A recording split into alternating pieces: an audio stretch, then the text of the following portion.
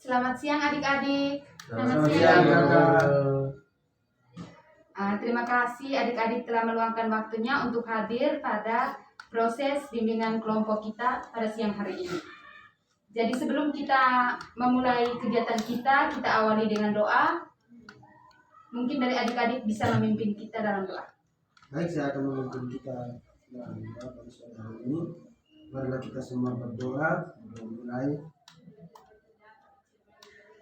berdoa selesai. Terima kasih adik telah membawa kita dalam doa. Oke, jadi baik. Di sini kalian sudah mengenal satu sama lain? Belum. Sudah mengenal ibu juga atau belum? Belum. Oh, jadi ibu memperkenalkan diri dulu. Nama ibu Maria Kristina Bau. Jadi adik-adik bisa panggil ibu Rasti. Oke. Dari adik bisa memperkenalkan diri. Ya baik Ibu, nama saya Ventus Asamaul. Saya dari kelas, biasa dipanggil Juven, saya dari kelas 7A. Oh, Juven. Oke. Perkenalkan ibu, nama saya Adrian Sudarmada, saya disebut Ardi, saya dari kelas 8C. Ardi. Baik, terima kasih. Nama saya Ansa Lambu Banyumai, saya biasa dipanggil Ambu, saya dari kelas 9C. Ambo. Oke. Baik. Perkenalkan nama saya Adik Laki, saya dari kelas 9B. Oh, Adi, oke. Oke adik-adik, sebelum kita melakukan proses bimbingan kelompok, kita perlu briefing 1-2 menit begitu ya adik-adik. Kita main permainan. Oke. Challenge ini. Ya. Jadi permainannya seperti ini. Ketika ibu menyuruh kalian untuk menoleh ke kiri, kalian menoleh ke kanan, tetapi dengan sebutan kiri. Sudah paham? Paham? Permainan ini butuh konsentrasi. Paham. Oke. Ibu merepotkan dulu. Paham. Ya. Ya, kita bisa mulai. Bisa. Kiri. Kanan. Kiri. Konsentrasi. Kanan lah. Kiri kanan lah. Kiri ke kanan lah. Baru sebut kiri. Lu ke sini. Kiri ke Kiri sini kanan. baru sebut Kiri ke sana. Kiri ke kanan. Ini kanan lah. Oke adik-adik. Oke adik-adik, ini butuh konsentrasi adik-adik. Dalam permainan kita harus konsentrasi. Jadi ketika ibu suruh kalian menoleh ke kiri, kalian menoleh ke kanan dengan sebutan kiri. Dan sebaliknya. Ini kiri. Kiri kanan. Itu kiri, ini kanan. Iya. Dan ibu ini kiri, ini kanan. Iya. Mulai ya, konsentrasi. Ya ibu. Ya ibu. Kanan, Kiri. Kiri. Kanan. konsentrasi adik-adik, konsentrasi. Ya. Ini kiri. Kiri. Kiri, Kanan. Kanan. Kiri. Kita toleh kanan sebut kiri ya. Oh. belum ada yang konsen nih. Baik. Udah lagi. Kanan, Kanan. kiri, Kiri. kanan, Kanan. Kanan. kanan, Kanan lagi ibu. kiri. Kiri. Oke. Sudahlah. Coba Oke, bagus sekali. Adik-adik di sini pernah mengikuti bimbingan kelompok atau tidak? Belum ibu. Belum pertama kali. Belum pernah mengikuti. Oh, baru. Ini baru pertama Baru kali. pertama kali ini ibu. Perdana. Oke, adik-adik, jadi baru pertama kali ya mengikuti bimbingan kelompok. Mungkin dari adik-adik ada yang tahu tentang bimbingan. Membimbing ibu. Bimbingan, iya memang bimbingan itu membimbingnya. Kayak pengertiannya seperti itu adik-adik. Bimbingan dari bimbingan. Ini ada membimbing. Oh iya membimbing, oke. Siapa lagi?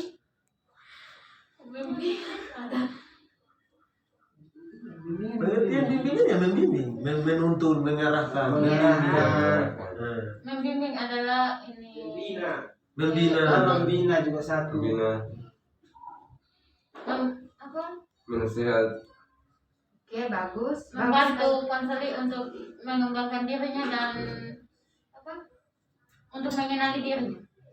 Oke, bagus sekali teman adik-adik sudah mengemukakan pendapat. Jadi ibu di sini maksudnya untuk lebih memperjelaskan lagi adik ya.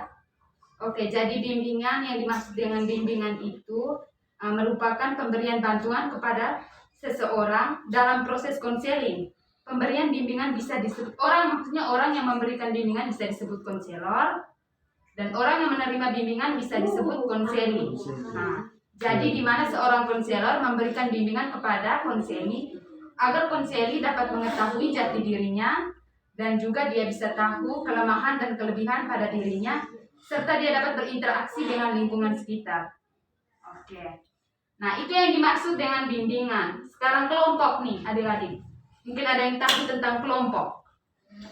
Kesatuan. Kumpulan. Satu-satu adik-adik. Oke, dari adik-adik. Kumpulan. Kumpulan. Nah, siapa lagi? Saya. Kalau kelompok itu adalah di mana sekumpulan orang itu yang terdiri dari 2 atau lebih yang supaya mendapat tujuan yang sama.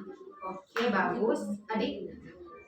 Saya pun macam sama dengan teman berdua. Kelompok adalah kumpulan dari beberapa orang untuk membentuk satu tim, satu wilayah diskusi begitu itu. Adik. Kelompok menurut saya itu membentuk sama seperti pendapat teman itu yang seperti Seperti ikatan Ikatan begitu. Dinamika. untuk mencapai tujuan yang sama. Iya. Oke, bagus sekali pendapat adik-adik. Jadi kelompok merupakan suatu kumpulan 2 orang atau lebih yang di dalamnya memiliki tujuan bersama untuk mencapai tujuan bersama, dan di dalam kelompok tersebut mempunyai dinamika kelompok. Dalam arti dinamika kelompok itu anggota kelompok itu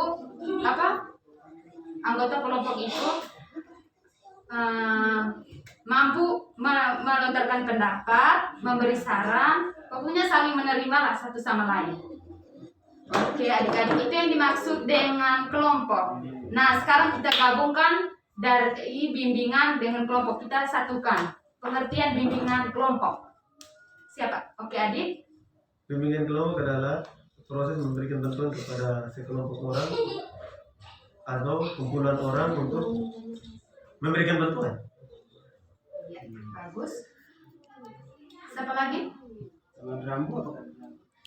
Kalau saya bimbingan kelompok itu adalah di mana setiap orang berkumpul yang terdiri dari 1 atau 2 orang yang saling berkumpul dengan tujuan untuk mencapai dengan fungsinya dengan maksud untuk mencapai tujuan yang sama, yaitu dapat mengenali dirinya dan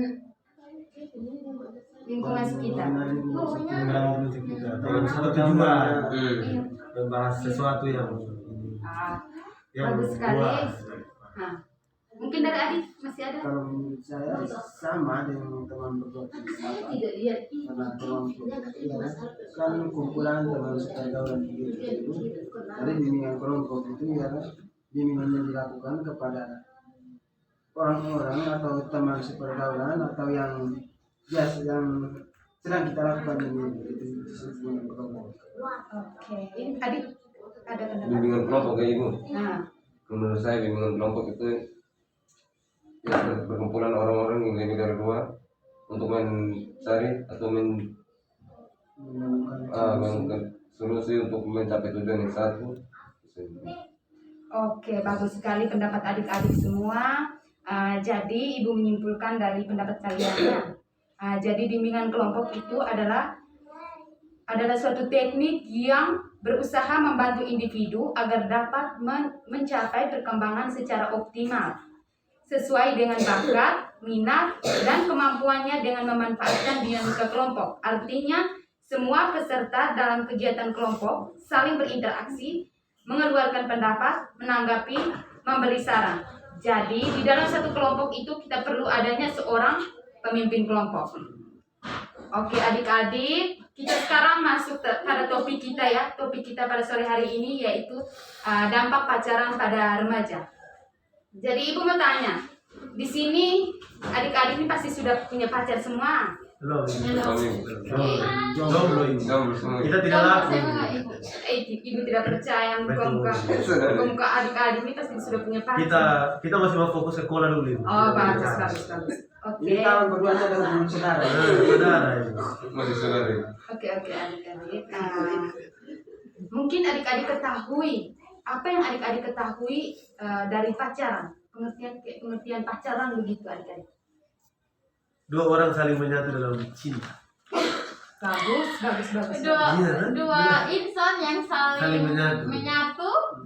dan untuk saling mengenal juga. Untuk Sampai menuju ke hubungan yang lebih serius. Oke, bagus. Kalau menurut saya itu hubungan antara dua orang antara laki-laki dan perempuan untuk saling melengkapi.